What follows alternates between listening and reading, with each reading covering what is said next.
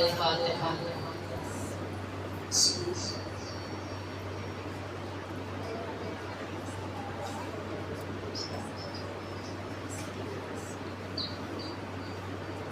اعوذ باللہ من الشیطان الرجیم، بسم اللہ الرحمن الرحیم، الحمدللہ رب العالمین، الصلاة والسلام علی سیدنا و نبینا و شفیع ذنوبنا و حبیب قلوبنا و طبیب نفوسنا ابو القاسم محمد۔ اللہم صلی علی محمد و آل محمد وعلی آلہ الطیبین الطاہرین المعصومین۔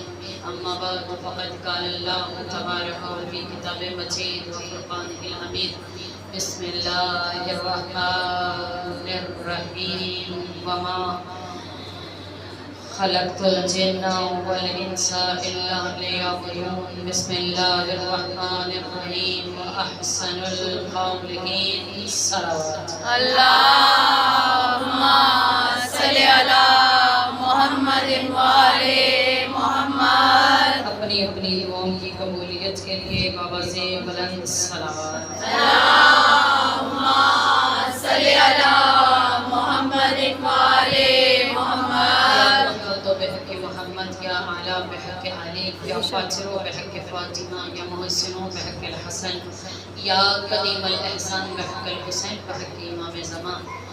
اے رحیم پروردگار، اے کریم پروردگار، تجھے تیری عزت و جلالت کا واسطہ، تجھے تیری بزرگی کا واسطہ، جتنی خاران یہاں چل کر آئی ہیں ان کی قدم قدم پہ ان کو جزائے خیر عطا فرما، ان کی توفیقات خیر میں اضافہ فرما۔ جنہوں نے مجلس عزا کا انعقاد کیا، پروردگار ان کے رزق میں وسعت عطا فرما، ان کی مشکلات کو آسان فرما، پروردگار ان کی جو حاجت ہے اس کو پکار لا، پروردگار جتنے ہاتھ اٹھے ہوئے ہیں ان کی شرعی حاجات کو پورا فرما، جو بیمار ہیں ان کو صحت کاملہ عطا فرما، جو بے اولاد ہیں آج کی شہزادی کے تابوت کے صدقے میں ان کو زندگی والے بچے عطا فرما، جو پردیس میں ان کی حفاظت فرما، جو زائرین اس دنیا سے چلے گئے ہیں ان کے درجات میں بلندی عطا فرما، پروردگار جنہوں نے مجھے التماس سے دعا کا ان کی دعاؤں کو مستجاب فرما۔ صلوات پڑھیے محمد۔ اللہم صلی علی محمد و آل محمد۔ عصمت کے گلابوں کا ہے گلدان سکینہ، بسم اللہ۔ عصمت کے گلابوں کا ہے گلدان سکینہ، سرور کے لیے تحفہ یزدان سکینہ، بے شک شبیر ہے اجڑے ہوئے لوگوں کا دلاسا، بے شک شبیر کی تسکین کا سامان سکینہ، بے شک ہے سورہ رحمان میں مرجان تیرا بابا، بسم اللہ۔ ہے بابا کے لیے سورہ مرجان سکینہ، سبحان اللہ۔ عباس نے سوکھے ہوئے مشریق کی سورج، باندھا ہے علم سے تیرا پیمان سکینہ، بے شک سوکھے ہوئے کوزوں پہ تیرا نام لکھا ہے۔ توجہ چاہتی ہوں، بسم اللہ۔ بہت زیادہ وقت نہیں ہے، بہت قلیل سا وقت رہ گیا ہے، اور آپ کی توجہ چاہتی ہوں تاکہ اپنے مطالب جو بی بی نے ہمیں سب کو بھیک میں عطا کیے ہیں آپ تک پہنچا سکیں۔ سوکھے ہوئے کوزوں پہ تیرا نام لکھا ہے، بسم اللہ۔ دریا جسے پڑھتا ہے وہ قرآن سکینہ۔ بے شک۔ صلوات پڑھ لیجئے۔ اللہم صلی علی محمد و آل محمد۔ ایک مرتبہ جو حاضر ہیں جو غیر حاضر ہیں تمام مل کر صلوات پڑھ لیجئے۔ اللہم صلی علی محمد و آل محمد۔ تمام تر حمد و ثنا ہے ذات پروردگار کے لیے جو لائق حمد ہے، جو لائق سجدہ ہے، بے شک۔ اس معبود کے لیے تمام تر حمد و ثنا ہے جو ایک ہی وقت میں متضاد صفات رکھنے کا حامل ہے، بے شک۔ وہ پروردگار جو اپنی ذاتی صفات کے ساتھ ساتھ کچھ ایسی صفات بھی رکھتا ہے جو دوسروں کو بھی بانٹ دیتا ہے، بے شک۔ وہ پروردگار جو ایسی ایسی صفات رکھتا ہے کہ بالکل اس صفات پہ پورا اترتا بھی ہے، اس اللہ کے لیے حمد و ثنا ہے اور درود و سلام ہے محمد و آل محمد کے لیے جو لائق درود و سلام۔ اللہم صلی علی محمد محمد وآل محمد. قرآن مجید کی سورہ مجادلہ کی ایک آیت کی تلاوت کرنے کا شرف حاصل کیا ہے آپ کے سامنے، جس میں اللہ ارشاد فرما رہا ہے کہ وَهُوَ أَحْسَنُ الْخَالِقِينَ، بے شک کہ میں احسن خلق کرنے والا بے ہوں. شک. جو میری بہنیں پیچھے بیٹھی ہیں، بہت وقت نہیں ہے ہمارے پاس، بہت قلیل سا وقت ہے. اگر آپ توجہ کریں تو یہ مجلس اپنے معراج کو پہنچ جائے گی. بس توجہ کی ضرورت ہوتی ہے. آپ جانتے ہیں کہ کبھی انسان کسی جگہ چلا جائے تو اگر توجہ کیے بغیر، میں یہ مثال اکثر مجالس میں دیتی ہوں اس لیے کہ ہو سکتا ہے اس مثال کے ذریعے سے جو ہے عزادار سمجھ جائیں بات کو. ہم کہیں جا رہے ہیں لیکن وہاں چلے تو گئے ہیں لیکن وہاں حاضر نہیں ہیں. بے شک. بات کو سمجھیے گا. اور پھر آپ جو لینے کے لیے گھر سے نکلے ہیں اس مہنگائی کے دور میں، اس پرآشوب دور میں، اس بیزی لائف میں آپ اپنے گھر سے نکلتے ہیں، اپنے بچوں کو لے کر نکلتے ہیں، اپنا گھر چھوڑ کے نکلتے ہیں، اپنے کام چھوڑ کر نکلتے ہیں، کچھ لینے کے لیے نکلتے ہیں. اور اگر یہاں آ کے آپ اپنی باتوں میں مصروف رہیں تو پھر وہ مقصد حل نہیں ہوتا جس مقصد کے لیے آپ اپنا گھر چھوڑ کر آئے. پھر وہ مقصد حل نہیں ہوتا جس کے لیے آپ یہاں آتی ہیں. اس لیے مقصد حل کرنے کے لیے آپ کو بھرپور توجہ کرنی ہے، کیونکہ خود ہی معصوم فرماتے ہیں کہ جو پڑھنے والا ہے اور جو سننے والا جب مل کر ذکر کرتے ہیں تو ذکر اپنی معراج کو پہنچتا ہے. جب ذکر معراج کو پہنچتا ہے، نعرہ تکبیر، نعرہ رسالت، نعرہ رسالت، نعرہ حیدری، حیدری، حیدری. خاندان زہرا کی عظمت پر بلند صلوات. اللہم صلی علی محمد وآل محمد. یہ یوں کہہ دوں کہ اگر آپ مجلس میں جا رہے ہیں لیکن وہاں جا کر آپ پیچھے بیٹھ جائیں، اس بڑے کو سلام نہ کریں کہ جس کے لیے آپ گئے تھے. اگر کسی کے گھر میں جا رہے ہیں اور وہاں ان کی وہ بڑی نانی یا دادی ہیں لیکن آپ وہ نانی دادی کو نہیں ملتی ہیں، آپ جاتی ہیں اور بچوں سے مل کے یا آخر پہ بیٹھی رہتی ہیں، گھر میں کسی بیٹھک میں بیٹھی رہتی ہیں، گھر کے کسی صحن میں کسی برآمدے میں بیٹھ کے وہیں سے اٹھ کے آپ آ جاتی ہیں. جب آپ واپس آ گئی ہیں تو آپ کا آنا وہاں شمار نہیں ہوگا. بے شک بات سمجھ میں آ رہی ہے؟ بے شک.